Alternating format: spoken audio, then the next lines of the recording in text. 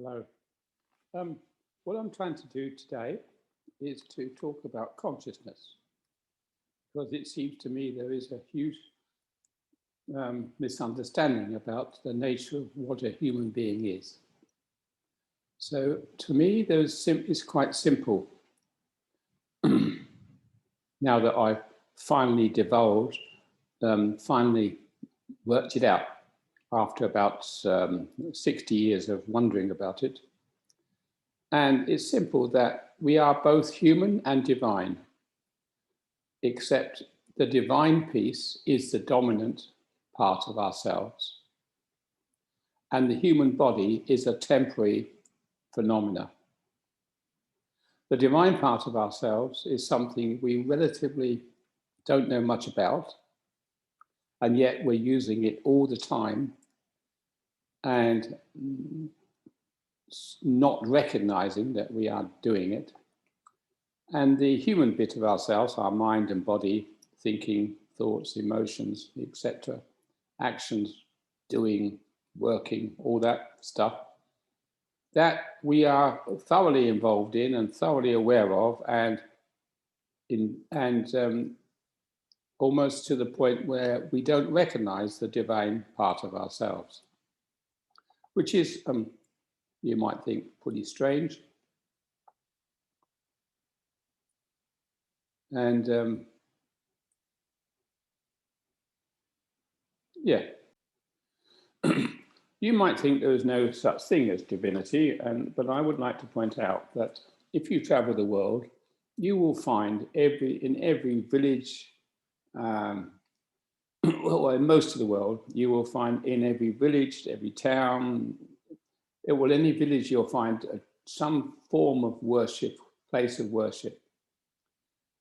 And in towns in England, for example, or in villages of England even, you might find 5 churches as places of worship. Most of them not disused and such like, but all over the world you'll find literally everywhere you go, except maybe in some communist places, evidence of divinity and people worshipping divinity and paying attention to divinity in some way or other. So while the scientists may want to tell you that this isn't significant or isn't, the fact is that lots of scientists go to church, for example, and or pray to Allah or whatever. There's no shortage of people with scientific approaches to life also embracing religion, divinity, or something. So my suggestion is that there's a huge evidence throughout the whole history of the human race of some strong and powerful recognition of divinity. And it's still here.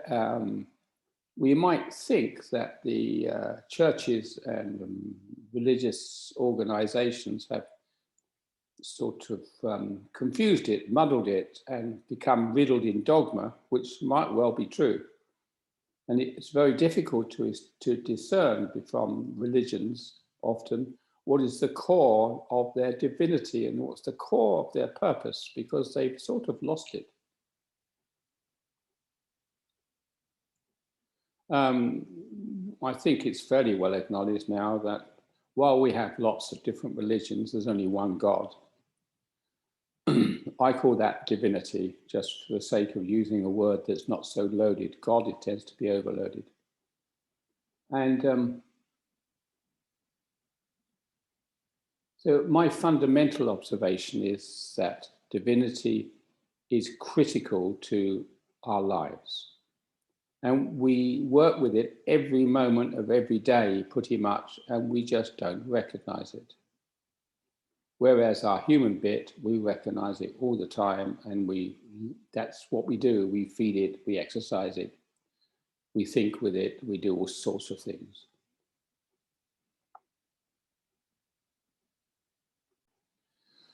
Another point which may seem a bit weird, but I want to put across as evidence for divinity is that if you actually look at the world, There are no identicals. There's never an identical thing ever going on.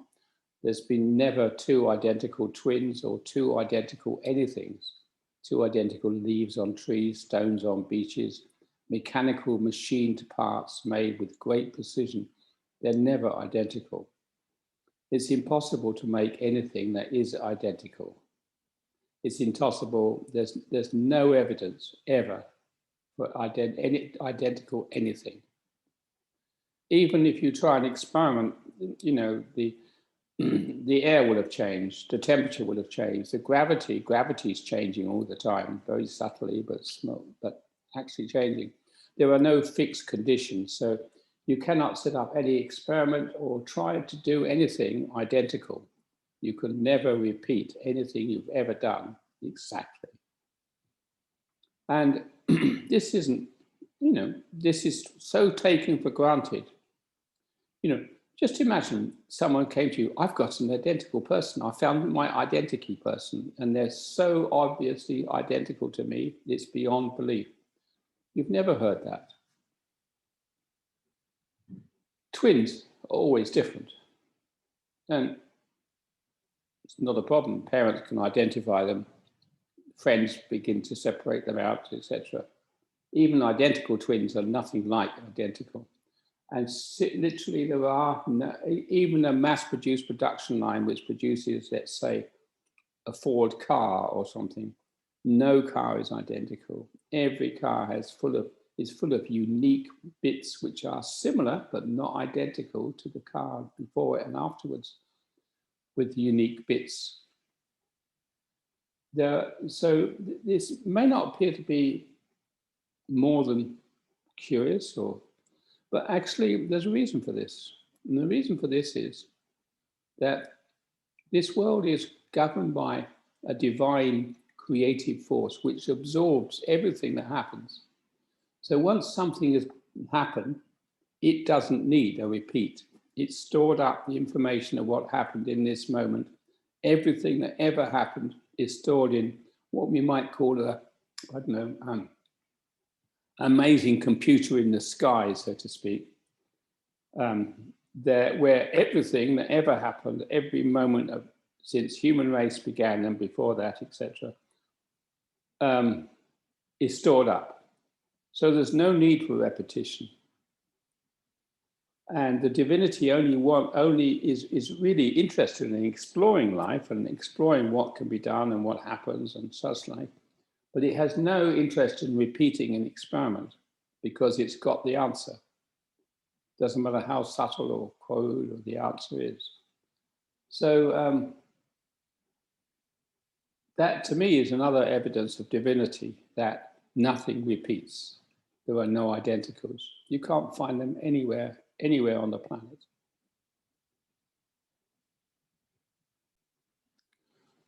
A lot of human behavior is sort of robotic and habitual and based on beliefs. And there's one conclusion I've come to about beliefs, which is that they're never true. Whatever belief we hold, I don't know about you, but sometimes I find myself defending a belief. And I can argue the other person's point of view as well as I can argue mine. It's just a belief. And it's got no true substance to it. It's something that usually my beliefs are something I've inherited. In fact, most people's beliefs, in my opinion and analysis, are inherited. They're in the epigenetic process that is now well understood. So we inherit, obviously, if you watch people in families growing up, you see that the children adopt a lot of the patterns and behavior and structures of the parents. It's inevitable. Now, some of the structure is inevitable because plain genetics, but a lot of the attitudes, patterns, behavior, beliefs are not inevitable, but they're based on the fact that they're inherited and conditioned into us from a very early age. So it's very hard to break out of these patterns. For example, I was brought up in a time of considerable poverty. So poverty issues for me are important, or seem to be important. They're not, of course. I've lived 80 years almost without suffering any poverty. And yet I know also that back in the centuries before this time, poverty was normal in my country and in many, many places of the world. So poverty is breeds a condition we might call poverty consciousness, which is there's never enough. And we have to work hard just to survive, etc. And such beliefs are actually just simply not true. And it's true of all our beliefs. And if you don't believe me, then I suggest you write down some of the things you really believe in and then look at them carefully. There's a website by a person called byronkatie.com, I think. And in there you can examine your beliefs. But the one thing you'll find about any belief you have is it's just simply not true.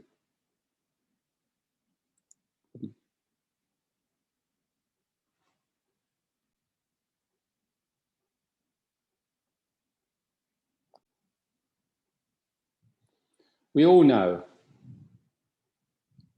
what our beliefs and habits and to some extent our emotions and everything else is. So what I'm trying to focus on here is the divine part of ourselves, because that's the part that we're pretty unfamiliar with. And so I've mentioned about divinity. So what I'm saying is that each one of us is a unique aspect of divinity manifesting temporarily as a human being. And the human being has a life, anything from 0 to 100 years or so. And but the divine is permanent. It's permanent and it never changes, never, as far as I can see, it doesn't change, and it carries on from life to life. So I'm suggesting that there is, although I question the concept of time and space, within the context of sort of thinking in terms of time and space, we have lives, one after the other, hundreds and thousands of them as far as I can see. So the thing about being a human being, the human being part of ourselves is loud and noisy and full of activity and rushing around and worrying about this and that and the other. Whereas our divine part is silent, quiet, doesn't use words. It uses insight. In our human side, it uses sort of things like thought and reason and logic. Our divine part uses insight and perception and true thought, which is truth, well, not true thought, truth and love are qualities of our divine part. And these are things which are not, what's the word, multiplied, they're not magnified by our behavior, they're just behind the surface of our behavior. So we tend to overlook them. So what I'm trying to talk about in this talk is the nature of the intimate nature of our divine part, which plays a role in every moment of our lives. So the number one thing that shows that someone's soul or consciousness is shining through, divine part is shining through, is smiling.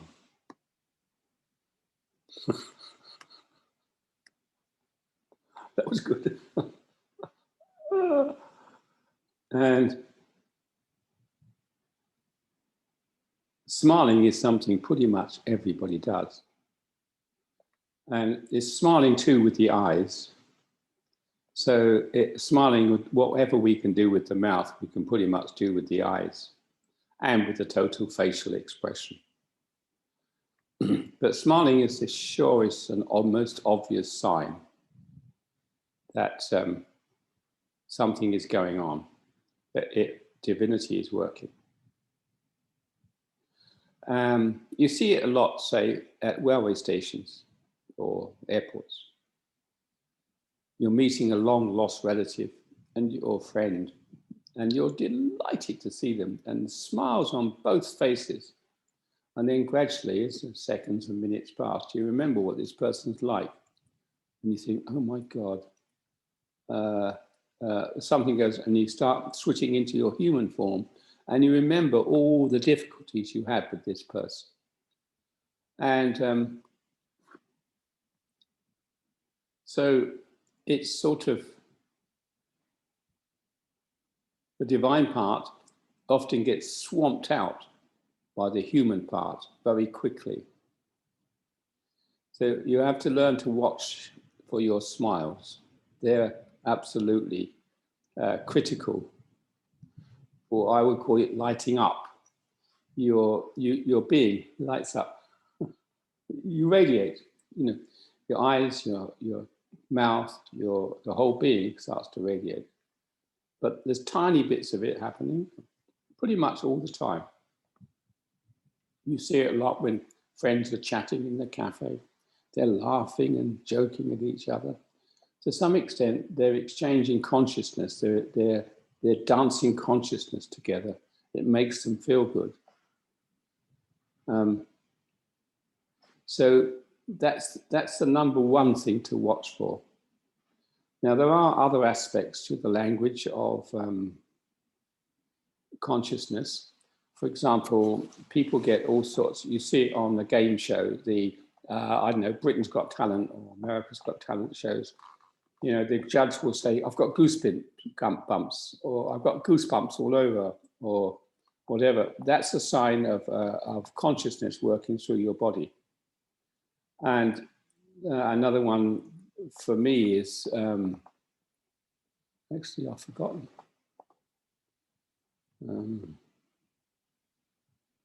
Oh yeah, what I call aha experiences. Aha, and my friend, for example, she's a very creative person. She's got a very good color sense, and she can, in seconds, she can look at a situation with a color problem and come up with an answer to it. First of all, she can see the issue of lack of color balance and harmony, and how it makes the whole situation uncomfortable or glaringly ugly or whatever. And she knows the answer to it. And it takes her a few minutes maybe to assess the situation, and she loves it, loves doing that sort of thing. And within a few minutes, often, she just gets an insight as to what the actual color is that's needed to complement all this, or to paint that, or to make it work. London Stone, for example, was a name she came up with the other day for a situation. And these are, so people get, and these are, this sort of insights come to all sorts of people in all sorts of ways. It's the main way your divinity speaks to you in useful information. It inspires you. It makes you choose the color you want to use. It inspires you to think through how to do something.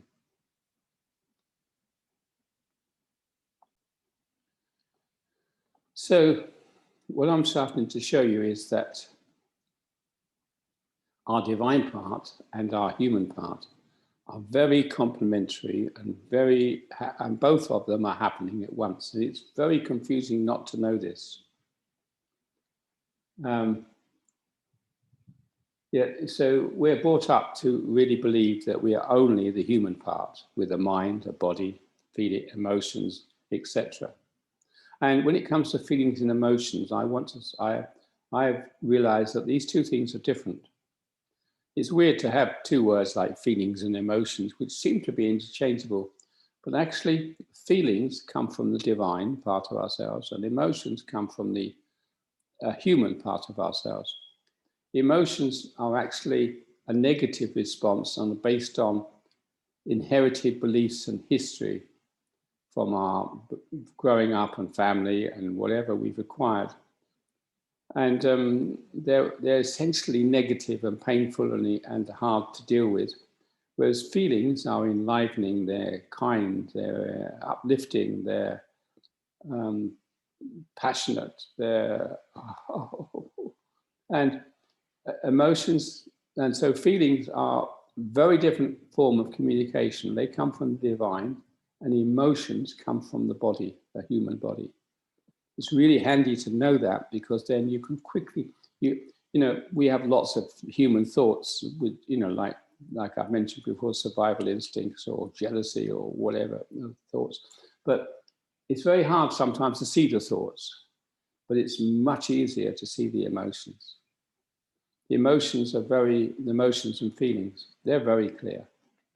They're much stronger. And so these are very good ways of monitoring whether you are working from human body or divinity. Just that simple idea. Now, the next thing I want to point out is that you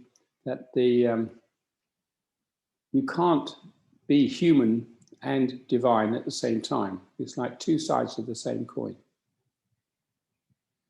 You can try it, but if you try a simple experiment, try thinking hard about something and smiling at the same time, it doesn't work. You can smile or you can think. And so what happens is that the divine part works in fractions of a second, just as the human part does. And we switch over from one to the other very quickly. Until we become conscious of this process, we won't recognize and realize that's what we're doing. But actually, once you start to get the idea that there are two parts and one switches on and the other off and vice versa, you can begin to understand much more intimately how we work as humans. If I backtrack a bit, I have to say that when I look at what religions have done, especially the Christian church that I understand a bit of, they've really, really confused the issues about our natural state. They sort of partly recognize God, how it works, but they're very, very cut off from by their dogma and their prayers and their institutional practices. They're very cut off. But then when I start looking at the scientists, they're also very cut off. They've, in a way, science has decided religion is irrelevant and there's nothing substantial to it, which means that the scientists are also cut off from half of what's going on. So I make the comment that scientists can only ever be half right, because they're denying the divine part of everything. And in doing that, they're not able to comprehend the whole picture. It's that simple. And scientists, on top of the fact they can only ever be half right because they're not considering the divine aspect of everything, they're noticeably wrong repeatedly. You know, if you take what scientists said 100 years ago to what they say now, it's a complete turnaround. Darwin got it wrong. It wasn't survival of the fittest. It was the survival of who cooperated. Lamarck got it wrong. He said, "I think, therefore I am," when in fact, there's a general conclusion that "I think, therefore I am not." He is completely back to front. And you can go down all the line of the scientists and you see that they contradict each other, themselves and each other, and they contradict what happened 100 years ago to now. And obviously, if you fast forward 100 years, whatever we say now will be contradicted hugely as erroneous in some way 100 years on. So religion, the fundamental point is religion makes a mess of divinity, and so does science, as far as I can see. So that's not helpful from either point of view. Religion hasn't claimed its territory, it's mystified it beyond belief, and science has denied it. And there's not much that's the sort of basics of what's going on there. So I think that sort of summarizes my view of divinity and the nature of being human. So I will just repeat. What we are basically is a divine being having a temporary human experience. So that's putting the cart after the horse, or putting the horse before the cart. Whereas the normal way of looking at it is we have the cart before the horse, and we haven't got a horse. So it's a pretty fundamental shift of perspective, if you can get this, to see that we are consciousness, a divine being, which is sort of consciousness, manifesting temporarily as a human. And we are living these two characters intimately, second to second, all of our lives, minute to minute, second to second, fraction of a second to fraction of a second. And once you get to know the divine part, it's your best friend. And in fact, it's your only reliable friend. And it's permanent, and it's got an inexhaustible amount of intelligence and wisdom. So everything you ever need to know is accessible this way. And you can't know anything other than through this method of touching into your divinity. There is no other form of knowledge which is solid, grounded, real, permanent, and always there for you. So it's a profound shift. It's something that is doable. And it's something that most people,